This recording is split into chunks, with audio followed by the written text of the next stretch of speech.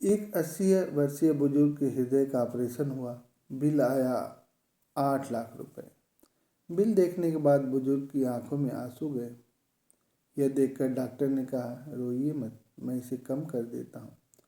बुजुर्ग ने कहा, यह बिल तो बहुत कम है, अगर 10 लाख भी होता तो मैं देने में समर्थ हूँ।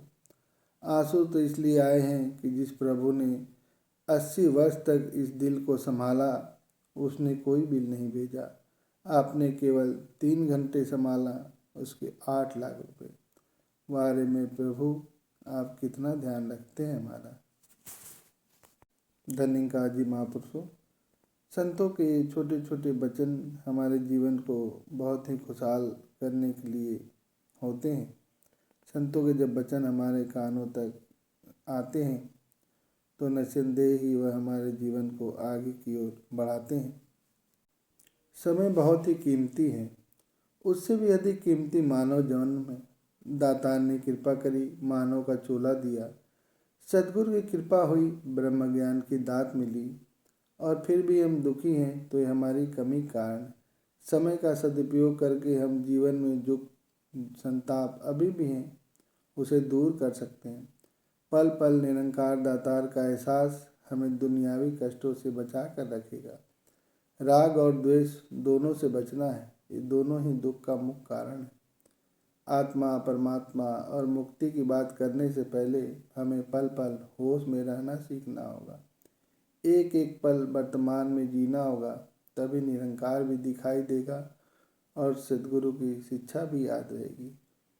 अभी जैसे महाराष्ट्र संत समागम चल रहा है, हम सभी को प्रयास करना चाहिए कि लाइव सद्गुरु माता जी के जो वचन आ रहे हैं उसे श्रवण करें, क्योंकि सद्गुरु माता जी के जो वचन आते हैं वो वर्तमान आधारित होते हैं।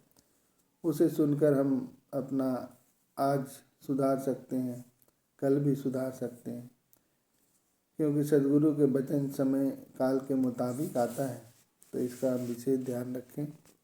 संत कहते हैं कि लोहा पारस परस के, कंचन भई तलवार, तुलसी तीनों ना मिटे, धार मार आकार। लोहे की बनी तलवार जब पारस के संपर्क में आती है तब वह सोने की हो जाती, लेकिन तलवार का कर्म धार मार व आकार नहीं बदलता। ज्ञान हथौड़ा जो मिले, सद्गुर मिले सुनार, तुलसी तीनों मिट जाए, धार मार आकार। जब जीवन में सद्गुरु आते हैं तथा ब्रह्म ज्ञान की कृपा होती है, तब सब कुछ बदल जाता है। इंसान का स्वभाव केवल सद्गुरु के मिलने पर ही बदलता है। सद्गुरु माता जी भी अपने विचारों में फरमा रही थी कि जैसे हम रोज नए कपड़े पहनते हैं, उसी तरह आत्मा भी नए नए शरीर धारण करती है।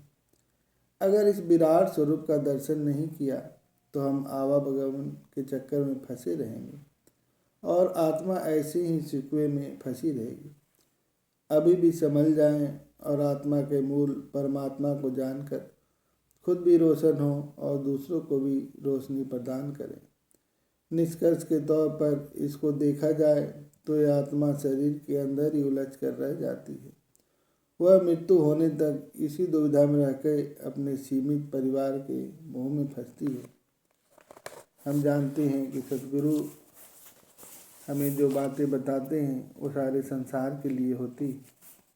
सद्गुरु माता जी ने हमें जो ज्ञान दिया, विश्वदेव कुटुंबकम का जो बातें सिखाई, वननेस का जो बातें सिखाई, इन सब बातों को हमें जीवन में डाला होगा, तभी विश्व बंधुत्व की जो बातें हैं वो सफल हो पाएगी।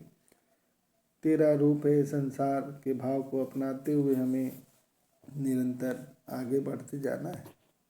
प्यारे साथ संगत जी, प्यार से कहिए धन्यवाद जी। चैनल को लाइक करें, सब्सक्राइब करें और अन्य संतों के साथ भी ज़रूर साझा करें। शुक्रिया जी।